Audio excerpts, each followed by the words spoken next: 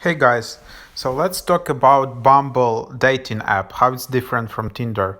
So there are a lot of these dating apps. So Bumble app is actually pretty similar to Tinder.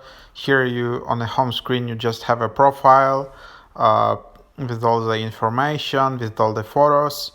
Um, then you can just swipe right or left or stuff like that.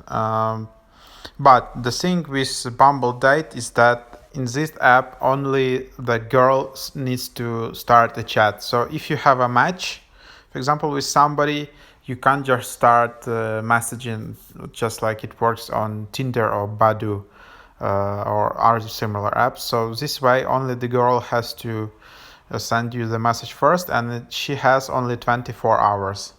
Obviously, you can edit your profile. You can see who already liked you by activating Bumble Boost.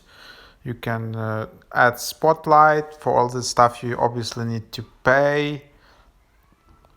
So here you have some filtering. So if you're interested in men, women, between which age, and you can customize also distance.